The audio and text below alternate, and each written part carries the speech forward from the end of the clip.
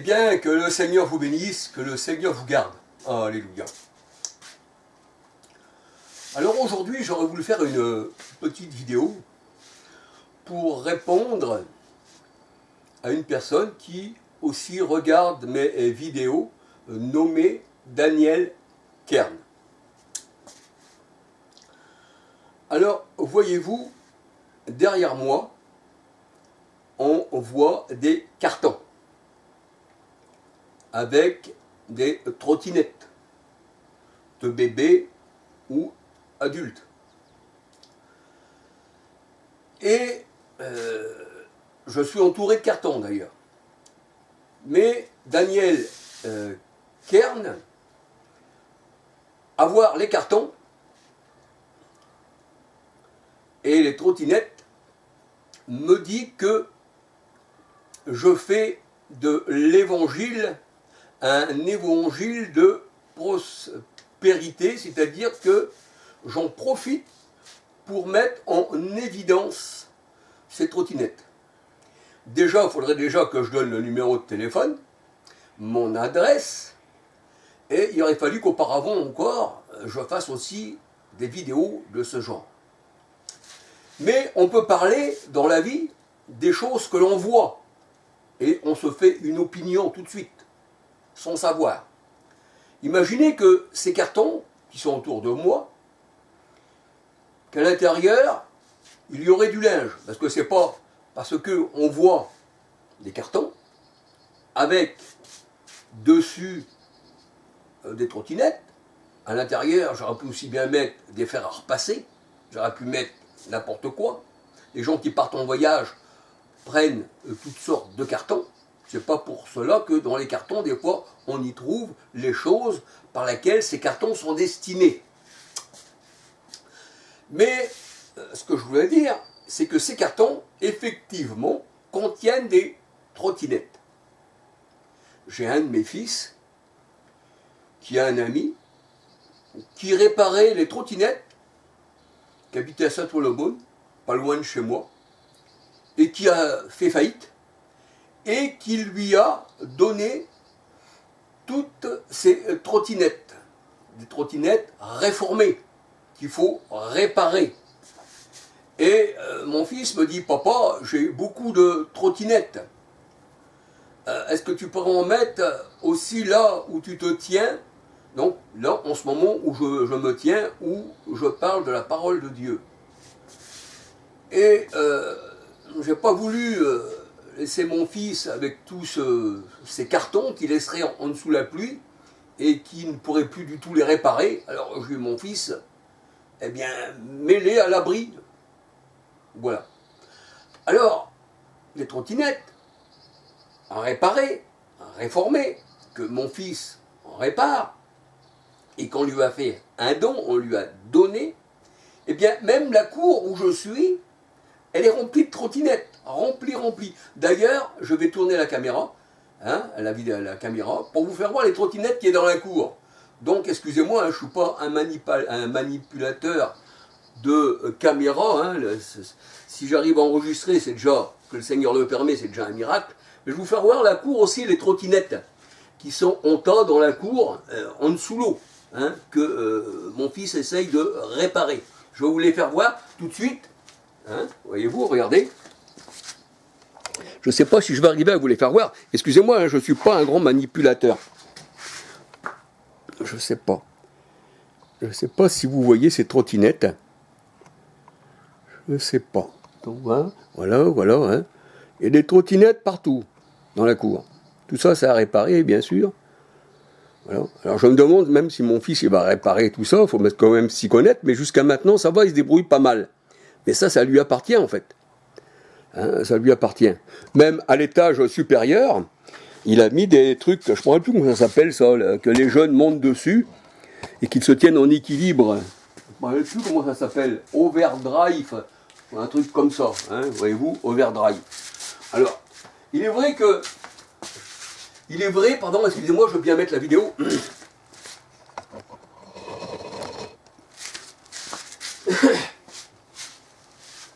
Il est vrai que c'est autour de moi plein de de trottinette pour l'instant.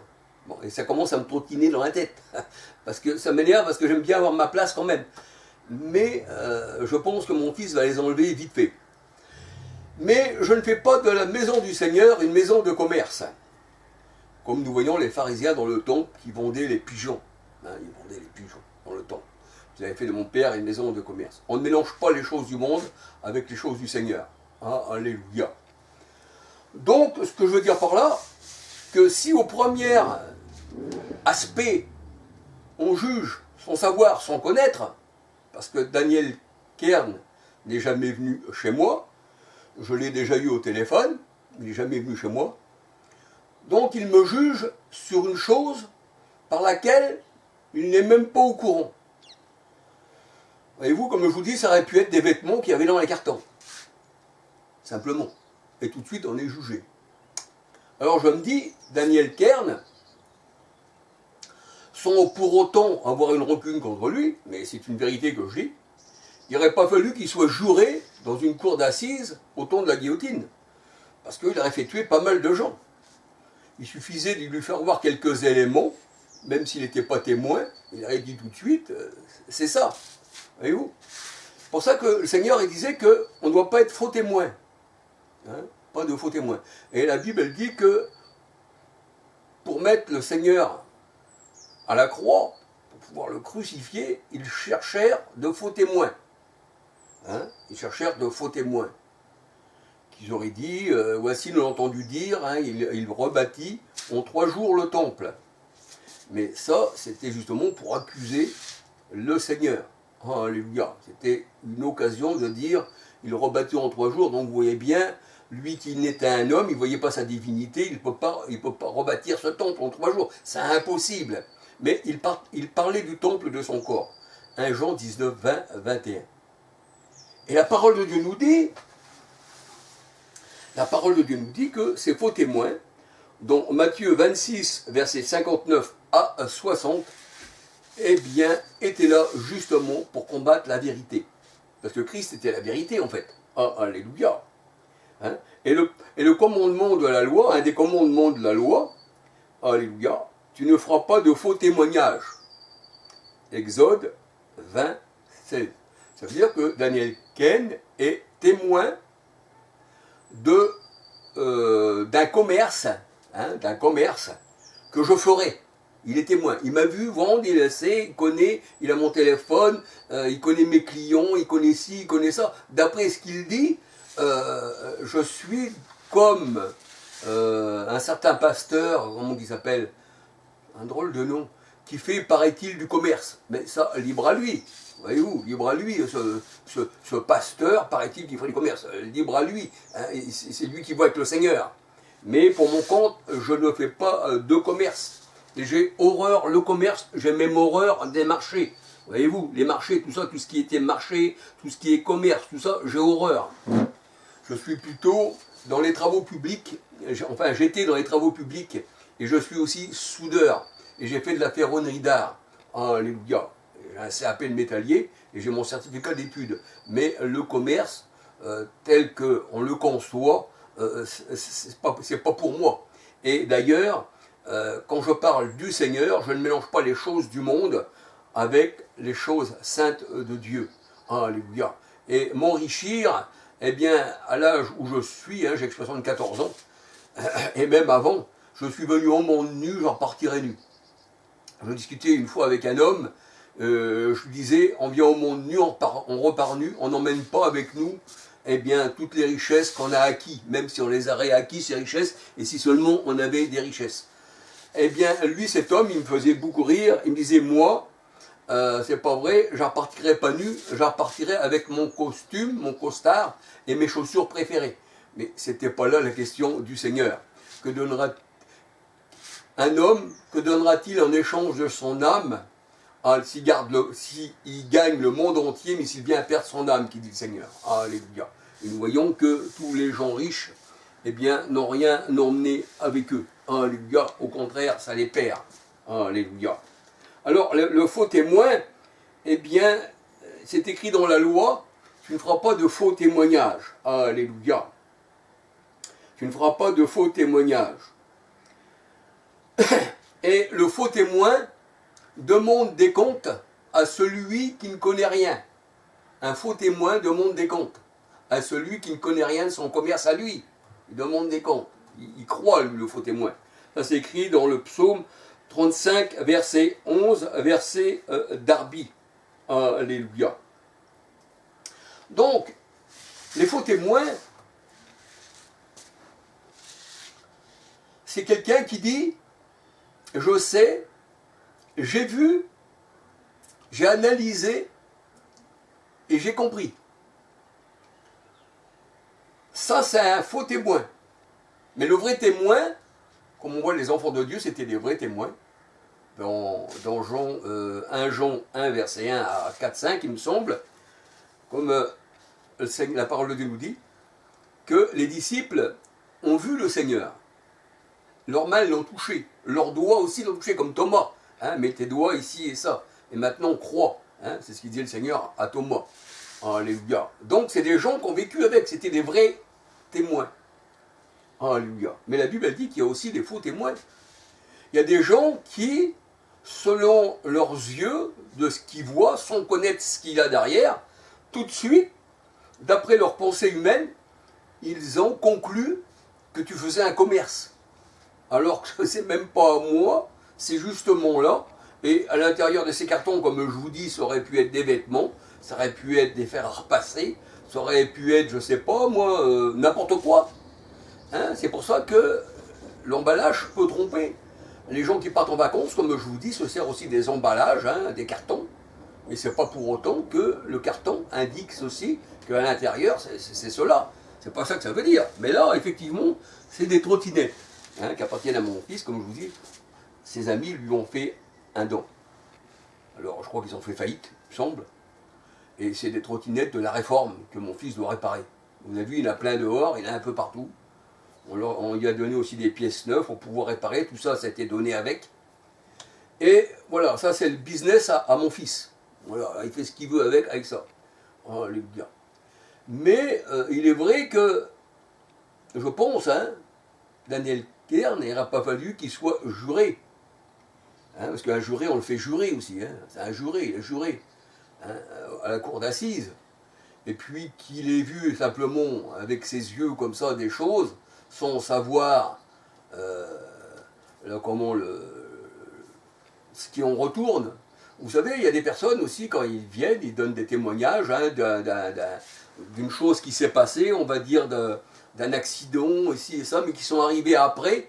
Et selon ce qu'on leur a dit, ils ont dit, ah oui, c'était comme ci, c'était comme ça, c'était comme ça. Ça peut arriver aussi. C'est pour ça qu'il est dit dans la parole de Dieu, le premier qui parle paraît être juste dans ce qu'il dit. Mais vient la partie adverse et en examine. Ça, c'est écrit dans la parole de Dieu. Alléluia.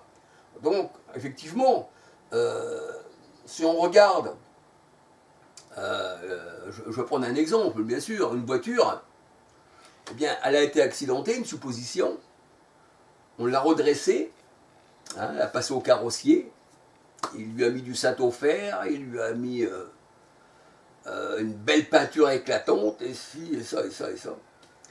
Mais ça fait que la voiture, elle paraît être, avec les yeux, exactement en bonne santé, cette voiture. Mais si on la passe dans un expert, on va dire que c'était une voiture accidentée, qui a perdu de sa valeur, qui ne correspond pas du tout à l'image du vendeur qui vous a vendu. Lui, vous avez passé ça avec la peinture, le satin-fer, pour quelque chose de beau, mais qui en réalité, c'est une épave. Voyez-vous ? Donc, avec les yeux, on peut juger, mais que ce soit du concret. Je dis à Daniel Kern, il aurait fallu qu'il connaisse ma vie, qu'il vienne chez moi, qu'il voit que je vis de ça, et puis qu'il dise, Charles, là tu vis tu mets des vidéos mélangées avec la parole de Dieu sur ton commerce. Mais je n'ai pas voulu faire mes vidéos dehors, j'ai fait mes vidéos à l'intérieur où je médite la parole de Dieu, qui d'origine n'a pas toutes ses caisses. Mais je ne pensais nullement, je le dis bien, je ne pensais nullement qu'il y a des personnes qui disent, bah tiens, celui-là, il n'y a pas de problème, on y en veut un peu, parce que vous savez, on sait ce que parler veut dire dans la parole de Dieu, on n'est pas bête. il y a aussi des paroles où le Seigneur il dit que, eh bien, on connaît, hein, le Seigneur il dit qu'il faut éprouver les esprits pour savoir s'ils sont de Dieu.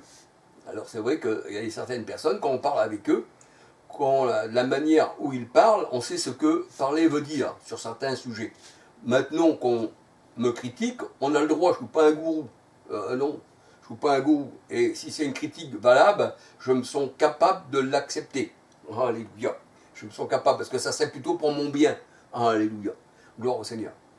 Donc, c'est ce que je voulais dire. Je voulais dire par là que faut pas faire comme Ève, qui voyait que les fruits de cet arbre étaient bons à manger, mais que ça emmenait à la mort, en fait.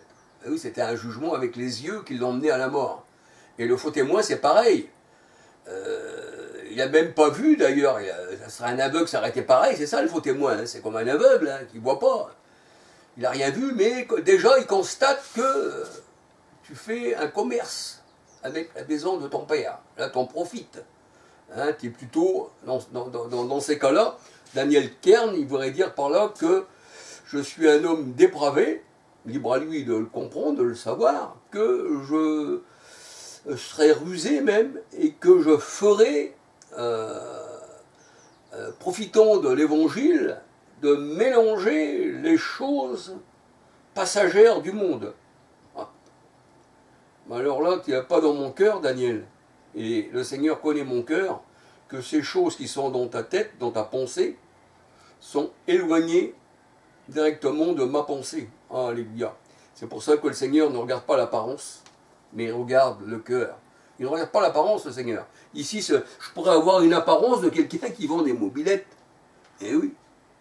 Je pourrais aussi bien me prendre en photo ou en vidéo devant la devanture d'un boulanger. Et puis de dire, ce gars-là, ben, il fait une publicité pour la boulangerie. Hein, c'est sa boulangerie. Alors que la boulangerie, j'aurais passé devant simplement. Voyez-vous. Alors que oui, je voudrais faire une publicité pour le bon pain, ça c'est certain. Hein, Seigneur, il est le pain descendu du ciel. Alléluia. Gloire au Seigneur. Je suis le pain vivant descendu du ciel. Dans Jean 6, 31 à 68. Alors là, oui, oui là, je suis un témoin du Seigneur, de sa parole. Parce que l'homme ne vivra pas seulement de pain, mais de toute parole. Alléluia. C'est ça que le Seigneur veut. Mais je ne veux pas aller plus loin. Hein, je ne veux pas aller plus loin. Que le Seigneur vous bénisse, que le Seigneur vous garde. Alléluia. Et qu'il nous apprenne, eh bien, avant de parler, de voir, de savoir, et ensuite parler. Parce que sinon, on parle selon nos opinions, selon notre pensée et notre manière de voir, alors qu'on n'a pas vu. Alléluia. Que le Seigneur vous bénisse, que le Seigneur vous garde. Alléluia. Et à la prochaine vidéo. Gloire au Seigneur. Alléluia.